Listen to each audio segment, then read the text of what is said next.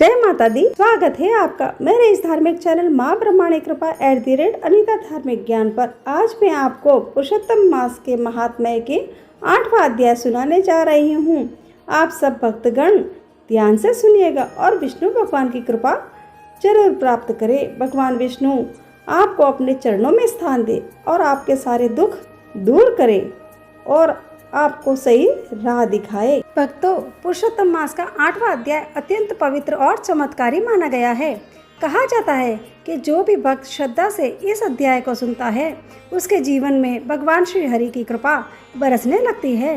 आज की कथा में छिपा है ऐसा दिव्य प्रसंग जो हर भक्त के मन को भक्ति और विश्वास से भर देता है। इसलिए कथा को अंत तक अवश्य सुनिए और मन ही मन भगवान विष्णु का स्मरण करते रहिए। सच्चे मन से बोलिए जय श्री हरि, जय श्री कृष्णा। ओम नमो भगवते वासुदेवाय नमः। ओम नमो भगवते वासुदेवाय नमः। ओम नमो भगवते वासुदेवाय नमः। 3 बार हमको भगवते वासुदेवाय का नाम जप करके अब मैं आपको कथा प्रारंभ करती हूँ। ध्यान से सुनिएगा। आज की कथा का अंतिम संदेश हर भक्त को एक बार जरूर सुनना चाहिए। चलिए शुरू करते हैं आज की कथा। 9वें श्राद्ध में बैठे सूतजी ने ऋषियों से प्रश्न किया कि जब भगवान विष्णु अधिक मास को लेकर वैकुंठ लौट गए तब आगे क्या हुआ। इस प्रश्न पर सूतजी ने पुरुषोत्तम मास महात्म्य के 8वें अध्याय की कथा सुनाई। सूतजी बोले कि हे मुनियों, यही प्रश्न नारद जी ने भी भगवान नारायण से किया था।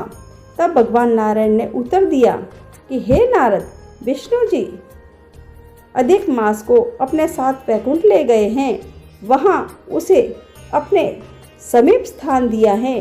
अब वह अधिक मास जो पहले अपमानित था 12 महीनों में श्रेष्ठ बन चुका है और पुरुषोत्तम मास के रूप में प्रतिष्ठित होकर सम्मानित होने लगा है। इसके बाद भगवान श्री कृष्ण ने पांडवों की ओर देखकर उनसे कहा, हे युधिष्ठिर, ऐसा प्रतीत होता है कि वनवास के समय आप लोगों ने पुरुषोत्तम मास का आदर नहीं किया। इसी कारण आप इतने दुखों को भोग रहे हो, भय, शोक और विपत्तियों में फंसे हुए हो। अपने इस पवित्र मास का महत्व नहीं समझा। भगवान ने आगे समझाया कि मनुष्य को अपने भाग्य पर विश्वास रखना चाहिए, क्योंकि सुख और दुख, लाभ, हानि सब उसी के अनुसार प्राप्त होते हैं। परंतु एक और कारण भी है जिसके कारण तुम्हें यह कष्ट सहना पड़ रहा है। अब मैं वह पुरातन कथा सुनाता हूँ, आप सब ध्यान से सुनिएगा। इसके बाद भगवान श्री कृष्ण द्रौपदी के पूर्व जन्म की कथा सुनाते हैं।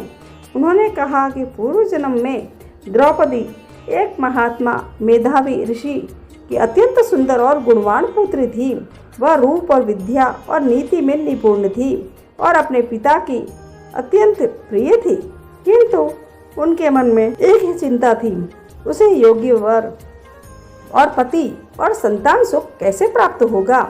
समय बीतता गया परंतु उसका विवाह नहीं हो सका। वह अपनी सखियों को पति और परिवार का सुख भोगते देख स्वयं भी उस सुख की कामना करने लगी। वह चिंतित रहने लगी, ये कौन सा उपाय करूं और कौन से उपासना, यह कौन से पुण्य कर्म जो इसे यह सुख दिया जा सकता है। उधर उसके पिता मेधावी ऋषि उसके योग्य वर की खोज में देश देशांतर भटकते रहे, परंतु उन्हें कोई योग्य वर नहीं मिला। इस कारण वे अत्यंत चिंतित और निराश हो गए। इसी चिंता और भाग्य के प्रबल प्रभाव से वे गंभीर रोग से ग्रस्त हो गए और अंततः उनका देहांत हो गया। मृत्यु के समय उन्होंने भगवान श्री कृष्ण का स्मरण किया, जिससे भगवान के दूत उनके साथ दिव्य लोक ले गए। अपने पिता की मृत्यु देखकर वह कन्या अत्यंत दुखी हो गई। वह विलाप करने लगी, हे पिताजी, अब मैं अनाथ हो गई हूँ, मेरी रक्षा कौन करेगा, मेरा पालन पोषण कौन करेगा। वह अपने पिता के शरीर को गोद में लेकर रोती रही। वह अपने पिता के शरीर को गोद में लेकर रोती रही। उसका करुण विलाप सुनकर आसपास के मुनि वहां आए। उन्होंने विधि पूर्वक मेधावी ऋषि का अंतिम संस्कार किया। फिर वे कन्या को समझाकर अपने साथ आश्रम ले गए। अब वह कन्या अकेले दुख से व्याकुल होकर उसी वन में रहने लगी। पिता के वियोग का दुख उसे भीतर ही भीतर जलाता रहा। वह न तो ठीक से खा पीती थी, न ही शांत रह पाती थी। जैसे बछड़े के वियोग में गाय व्याकुल हो जाती है, वैसे ही वह भी शोक में डूबी रहती थी। इस प्रकार 8वें अध्याय में द्रौपदी के पूर्व जन्म के करुण कथा का आरंभ होता है, जिससे यह समझ आता है कि उनके वर्तमान जीवन में दुखों का संबंध उनके पूर्व जन्म के कर्मों से है। यह कथा आगे बताती है कि कैसे पुरुषोत्तम मास का पालन जीवन के दुखों को दूर करने का उपाय बनाता है। इस प्रकार मेरे पुरुषोत्तम मास का 8वां अध्याय पूरा हुआ। कैसी लगे मेरी ये कहानी? अगर आपको 9वां अध्याय यानी 9वें अध्याय की कहानी सुननी हो तो आप मेरे इस चैनल माँ प्रमाणिक कृपा @अनिता धार्मिक ज्ञान को सब्सक्राइब करना न भूलें और मेरे इस चैनल को लाइक करें, शेयर करें और भगवान विष्णु की कृपा प्राप्त करें। अब मैं आपको तुलसी माता की कहानी सुनाने जा रही हूँ। आप सब भक्तगण ध्यान से सुनिएगा। एक ब्राह्मण था, वह प्रतिदिन मंदिर जाता था। वह प्रतिदिन तुलसी माता की पूजा करता था। वह तुलसी माता से प्रतिदिन प्रार्थना करता था कि हे तुलसी महारानी, मेरे आनंद करना। तुलसी माता ने सोचा कि यह ब्राह्मण तो बहुत सीधा है और गरीब भी है, प्रतिदिन मेरी पूजा करता है, मैं इसके लिए कुछ न कुछ करना चाहती हूँ। तो तुलसी महारानी एक कन्या का रूप बनाकर बैठ गई और उस ब्राह्मण को बोली कि हे ब्राह्मण, मैं तेरे घर आना चाहती हूँ। ब्राह्मण ने सोचा कि 6 लड़कियाँ तो आगे है और 7वीं ये, मैं इनका पालन पोषण कैसे करूँगा, लड़कियों की शादी कैसे कराऊँगा, मेरे पास तो कुछ भी धन नहीं है। ऐसा वह सोच रहा था और बहुत परेशान रहने लगा। इसको तो खाना भी नहीं पा रहा था। उसकी औरत ने कहा कि क्या बात है, आजकल बहुत दुखी रहने लगे हो। तो इस पर ब्राह्मण बोला कि मैं मंदिर जाता हूँ, वहाँ पर एक छोटी सी सुंदर सी कन्या बैठी है और वह कहती है कि ब्राह्मण, मैं आपके घर आऊँ क्या? उसकी पत्नी बोली, इसमें इतना परेशान क्यों होते हो, आ रही है तो आने दो। ब्राह्मण बोला कि पहले से अपने 6 लड़कियां हैं, उनकी भी तो अपने को शादी भी करवानी है। तो इस पर ब्राह्मणी बोली कि अरे ये तो कोई बात नहीं है, अपनी 6 लड़कियों की शादी करवाएंगे, वैसे 7वीं की भी करवा देंगे, अपन 7 लड़कियों की शादी साथ में करवा देंगे। अगले दिन जब वह ब्राह्मण मंदिर गया तो उस छोटी कन्या ने पूछा कि ब्राह्मण, मैं आपके घर आऊँ क्या? ब्राह्मण बोला कि हाँ चल बेटा, तू भी चल। उसको वह घर पर लेकर आ गया। तुलसी माता के कन्या के रूप में ब्राह्मण के घर आने से ब्राह्मण के घर पर बहुत आनंद हो गया। घर में लक्ष्मी की बारिश हो गई।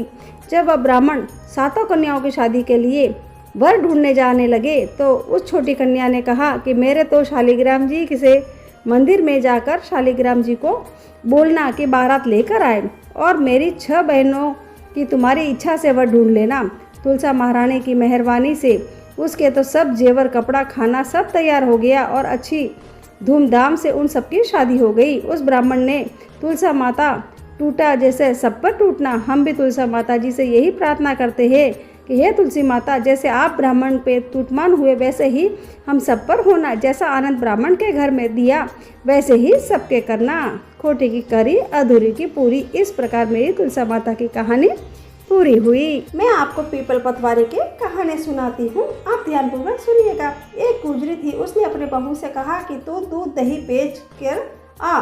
तो वह दूध दही बेचने गई। कार्तिक का महीना था, वहाँ पर सब औरतें पीपल सींचने आती थी, तो वह भी बैठ गई और औरतों से पूछने लगी कि तुम क्या कर रही हो। तो औरतें बोली कि हम तो पीपल पतवारी सींच रही है। तो उसने पूछा, इससे क्या होता है? औरतों ने जवाब दिया कि इसके करने से अन्न धन मिलता है, वर्षों का बिछड़ा हुआ पति मिलता है। तो उस गुजरी ने कहा कि तुम तो पानी से सींच रही हो, मैं दूध दही से सींचूंगी। और बेचने के दूध दही से पतवारी सींचती। उसकी सास रोज कहती कि तू दूध दही बेच कर पैसे ला कर दे। तो उसने कहा कि जब कार्तिक का महीना पूरा हो जाएगा तब ला के दे दूंगी। कार्तिक का महीना पूरा हो गया। पूनम के दिन गुजरी की बहू पीपल पतवारी के पास धरना देकर बैठ गई। पीपल पतवारी ने पूछा कि तू यहाँ क्यों बैठी है? उसने कहा कि मेरी सास दूध दही के पैसे मांगेगी। मैं पीपल पतवारी ने कहा कि मेरे पास पैसे नहीं है, मैं भाटे टिंडे पान पत्ते पड़े हैं, वह सब ले जा और गुल्लक में रख देना। जब सास ने पूछा कि पैसे लाई है तो गुजरी ने कहा कि मैंने पैसे गुल्लक में रखे हैं। तब सास ने गुल्लक खोलकर देखा तो सास देखती ही रह गई। उससे हीरे मोती जगमगा रहे थे।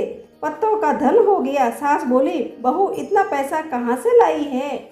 तब गुजरी की बहू ने कहा कि सासू जी, मैंने तो 1 महीना दूध दही से पीपल पथवारी सींची है। मैंने उससे धन मांगा था तो उसने मुझे फाटे टिंडे पत्ते दिए थे, जो मैंने गुल्लक में रख दिए थे, वह हीरे मोती हो गए। तब सासू जी ने कहा कि अब की बार मैं भी पथवारी सींचूंगी। सासू दूध दही तो बेच आती और हांडी धोकर पीपल पथवारी में सींच आती और बहू से कहती कि तू मेरे से पैसे मांग। तो बहू ने कहा कि कभी बहू ने सास से हिसाब मांगा है सासू जी? महीने के आखिर में पीपल पथवारी पर जाकर धरना देकर बैठ गई। डंडे पत्ते पान बांटे और उसे भी दिए और कहा कि गुल्लक में जाकर रख देना। फिर बहू ने खोलकर देखा तो उसमें कीड़े कचरे ही रखे हुए थे। बहू ने सास से कहा कि ये क्या हो गया? तो सास देखकर बोली कि पीपल पथवारी ने तेरे को तो अन्न दिया, धन दिया और मुझे कीड़े मकोड़े दिए। तब पीपल पथवारी बोले कि बहू निस्वार्थ सींचती थी सासू जी, धन की भूखी सींचती थी। इसलिए हे पीपल भगवान पथवारी माता, जैसे बहू पर प्रसन्न हुई वैसे ही सब पर प्रसन्न होना। को नित्यनेम की राम लक्ष्मण जी की कहानी सुनाने जा रही हूँ। यह कहानी सीता माता कहती थी और श्री राम इसे सुना करते थे। एक दिन श्री राम भगवान को किसी काम के लिए बाहर जाना पड़ गया तो सीता माता कहने लगी कि भगवान, मेरा तो 12 वर्ष का नित्यनेम है, आप बाहर जाएंगे तो मैं अपनी कहानी किसे सुनाऊंगी? श्री राम ने कहा कि तुम कुएं की पाल पर जाकर बैठ जाना और वहाँ जो औरतें पानी भरने आएगी उन्हें अपनी कहानी सुना देना। सीता माता कुएं के पाल पर जाकर बैठ जाती है और एक स्त्री आई। उसने रेशम की जरी की साड़ी पहन रखी थी और सोने का घड़ा ले रखा था। सीता माता उसे देख कहती है कि बहन, मेरा 12 वर्ष का नित्यनेम है, सुन लो। पर वह स्त्री बोली कि मैं तुम्हारा नित्यनेम सुनूंगी तो मुझे घर जाने में देर हो जाएगी और मेरी सास मुझसे लड़ेगी। उसने कहानी नहीं सुनी और चली गई। उसकी रेशम जरी की साड़ी फट गई, सोने का घड़ा मिट्टी के घड़े में बदल गया। सास ने देखा तो पूछा कि ये किसका दोष है जो अपने सिर लेकर आ गई है? बहू ने कहा कि कुएं पर एक औरत बैठी थी, उसने कहानी सुनने के लिए कहा, लेकिन मैंने सुनी नहीं, जिसका ये फल मुझे मिला है। बहू की बात सुनकर अगले दिन वह साड़ी और घड़ा लेकर सास कुएं की पाल पर गई। सास को वही माता सीता बैठी मिली। माता सीता ने कहा कि बहन, मेरी कहानी सुन लीजिए। सास बोली कि एक बार छोड़, मैं तो 4 बार कहानी सुन लूंगी। राम आए लक्ष्मण आए, देश के पुजारी आए, नित्य नेम का नेम लाए, आओ राम बैठो राम, तपे रसोई जियो राम, माखन मिश्री खाओ राम, दूध बताशा पियो राम, सुत के पल का मोठो राम, शाल दुशाला पोठो राम, शाल दुशाला ओढ़ो राम, जब बोलूं जब राम ही राम, राम सवारे सबके काम, खाली घर भंडार भरेंगे, सबका बेड़ा पार करेंगे, श्री राम जय जय राम। सास बोली कि बहन, कहानी तो बहुत अच्छी लगी। कहानी सुनकर सास घर चली गई और उसकी साड़ी फिर से रेशम जरी की बन गई। मिट्टी का घड़ा फिर से सोने के घड़े में बदल गया। बहू कहने लगी, सासू माँ, आपने ये सब कैसे किया? सास ने कहा कि बहू, तू दोष लगा के आई थी और अब मैं दोष उतार कर आ रही हूँ। बहू ने फिर पूछा कि वह कुएं वाली स्त्री कौन है? सास बोली कि वे सीता माता थी। वे पुराने से नया कर देती हैं, खाली घर में भंडार भर देती है, वह लक्ष्मी जी का वास घर में कर देती है, आदमी की जो भी इच्छा हो उसे पूरा कर देती है। बहू बोली कि ऐसी कहानी मुझे भी सुना दो। सास बोली कि ठीक है, तुम भी सुनो, और सास ने कहानी शुरू कर दी। सास ने फिर से कहा, राम आए लक्ष्मण आए, देश के पुजारी आए, नित्य नेम का नेम लाए, आओ राम बैठो राम, तपी रसोई जियो राम, माखन मिश्री खाओ राम, दूध बताशा पियो राम, सुत के पल का मोठो राम, शाल दुशाला पोठो राम, शाल दुशाला ओढ़ो राम, जब बोलूं जब राम ही राम, सवारे सबके काम, खाली घर भंडार भरेंगे, सबका बेड़ा पार करेंगे, श्री राम जय जय राम। कहानी सुनकर बहू बोली, कहानी तो बहुत ही अच्छी है। सास ने कहा, ठीक है, इस कहानी को रोज कहा करेंगे। अब सास बहू रोज सवेरे उठती, नहाती धोती और पूजा करने के बाद नित्य नेम की सीता जी की कहानी कहती। एक दिन उनके यहाँ एक पड़ोस की औरत आई और बोली कि बहन, जरा सी आँच देना। तो वह बोली कि आँच तो अभी हमने जलाई ही नहीं है। पड़ोसन ने कहा कि तुम सुबह 4 बजे से उठकर क्या कर रही हो? फिर उन्होंने कहा कि सुबह उठकर हम पूजा करते हैं, फिर सीता माता की नित्य नेम की कहानी कहते हैं। पड़ोसन ने उसकी बात सुनकर फिर से कहा कि सीता माता की कहानी कहने से तुम्हें क्या मिला? वे बोले कि इनकी कहानी कहने से घर में भंडार भर जाते हैं, सारे काम सिद्ध हो जाते हैं, मन की हर इच्छा पूरी होती है। पड़ोसन कहती है कि बहन, ऐसे कहानी तो मुझे भी सुना दो। फिर वह बोली कि ठीक है, तुम भी कहानी सुनो। राम आए, लक्ष्मण आए, देश के पुजारी आए, नित्य नेम का नेम लाए, आओ राम बैठो राम। सारी कहानी सुनने के बाद पड़ोसन कहने लगी, बहन कहानी तो मुझे बहुत अच्छी लगी। अब वह पड़ोसन भी नित्य नेम सीता माता की कहानी कहने लगी। कहानी कहने से सीता माता ने पड़ोसन के भी भंडार भर दिए। अब तो पूरे मोहल्ले में नित्य नेम की कथा चल पड़ी, हर किसी की मनोकामना पूरी होने लगी। हे सीता माता, जैसे आपने उनके भंडार भरे, वैसे ही आप हमारे भी भंडार भरना। कहानी सुनने वाले के भी और कहानी कहने वाले के भी भंडार भरना। बोलो माता सीता की जय, बोलो श्री राम भगवान की जय, राम लक्ष्मण जान की जय, बोलो हनुमान की। इस प्रकार मेरी राम लक्ष्मण सीता माता की नित्य नेम की कहानी पूरी हुई। अब मैं आपको रविवार की व्रत कथा सुनाती हूँ। रविवार व्रत की पौराणिक कथा के अनुसार प्राचीन काल में एक बुढ़िया रहती थी। वह नियमित रूप से रविवार का व्रत करती और रविवार के दिन सूर्योदय से पहले उठकर बुढ़िया स्नान आदि से निवृत्त होकर आंगन में गोबर को लीप कर स्वच्छ करती थी। उसके बाद सूर्य भगवान की पूजा करते हुए रविवार व्रत कथा सुनकर सूर्य भगवान का भोग लगाकर दिन में एक समय भोजन करती थी।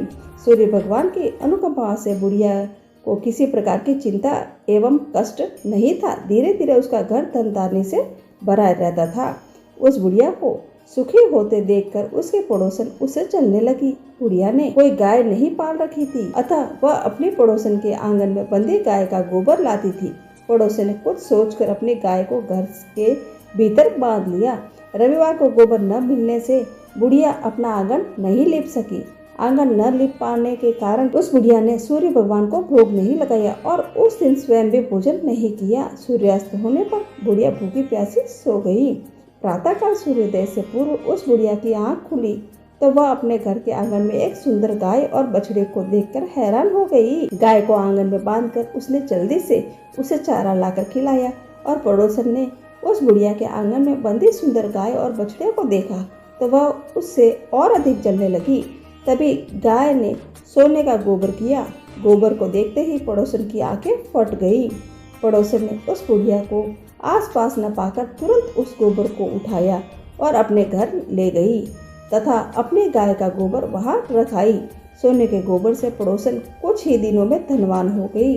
गाय प्रति दिन सूर्योदय से पूर्व सोने का गोबर किया करती थी और बुढ़िया के उठने के पहले पड़ोसन उस गोबर को उठाकर ले जाती थी। बहुत दिनों तक बुढ़िया को सोने के गोबर के बारे में कुछ पता नहीं था।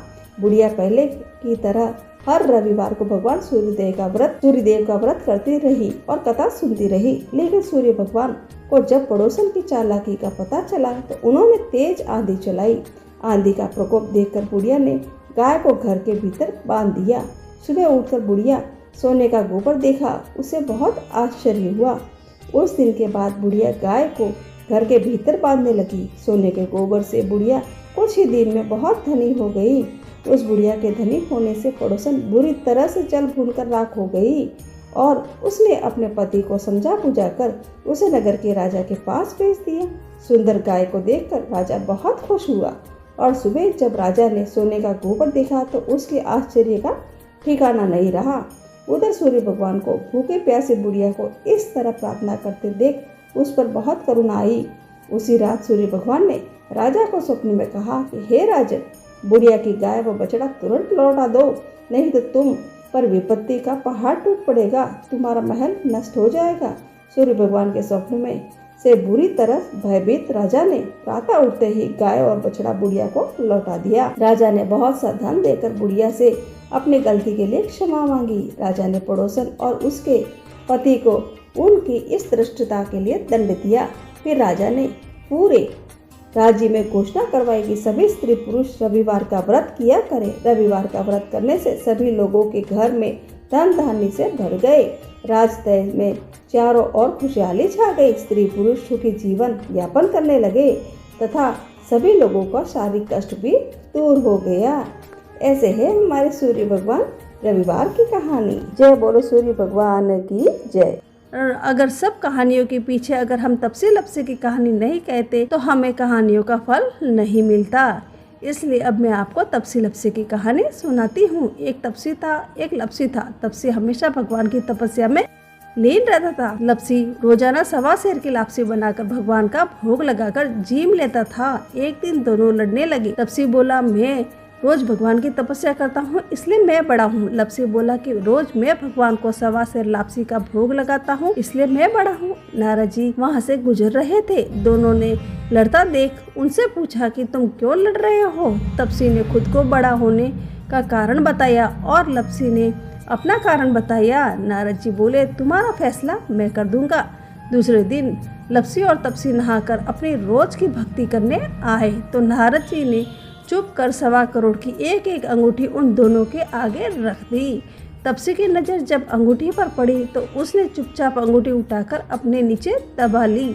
लपसी की नज़र अंगूठी पर पड़ी लेकिन उसने ध्यान नहीं दिया। भगवान को भोग लगाकर लापसी खाने लगा। नारद जी सामने आए तो दोनों ने पूछा कि कौन बड़ा है। तो नारद जी ने तपसी को खड़ा होने के लिए कहा। वह खड़ा हुआ तो उसके नीचे दबी अंगूठी दिखाई पड़ी। नारद जी ने तपसी से कहा कि तपस्या करने के बाद भी तुम्हारी चोरी करने की आदत नहीं गई, इसलिए लपसी बड़ा है और तुम्हें तुम्हारी तपस्या का कोई फल नहीं मिलेगा।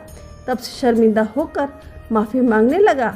उसने नारद जी से पूछा कि मुझे मेरी तपस्या का फल कैसे मिलेगा। नारद जी ने कहा, यदि कोई गाय और कुत्ते की रोटी नहीं बनाएगा तो फल तुझे मिलेगा। यदि कोई ब्राह्मण को भोजन करवाकर दक्षिणा नहीं देगा तो फल तुझे मिलेगा। यदि कोई साड़ी के साथ ब्लाउज नहीं देगा तो फल तुझे मिलेगा। यदि कोई दिए से दिया जलाएगा तो फल तुझे मिलेगा। यदि कोई सारी कहानी सुने लेकिन अंत में तुम्हारी कहानी नहीं सुनेगा तो फल तुझे मिलेगा। उसी दिन से हर व्रत कथा कहानी के साथ तपसी और लपसी की कहानी भी सुनी और कही जाती है। भक्तों, पुरुषोत्तम मास के 8वें अध्याय की यह पावन कथा यहीं पूर्ण होती है और हमारी सारी कथाएं भी इसके साथ पूर्ण होती है। जो भी भक्त सच्चे मन से यह कथा सुनता है और दूसरों को भेजता है यानी दूसरों को सुनाता है तो भगवान श्री हरि उसके जीवन से दुख, संकट और बाधाएं दूर करने लगते हैं। यदि आपने पूरी कथा सुनी है तो कमेंट में जय श्री हरि अवश्य लिखें। कल हम सुनेंगे पुरुषोत्तम मास का अगला अत्यंत अद्भुत और दिव्य अध्याय, इसलिए चैनल से जुड़े रहिए। वीडियो पसंद आया है तो लाइक, शेयर और सब्सक्राइब करना मत भूलिएगा। सच्चे मन से बोलिए जय श्री कृष्णा, जय माता दी।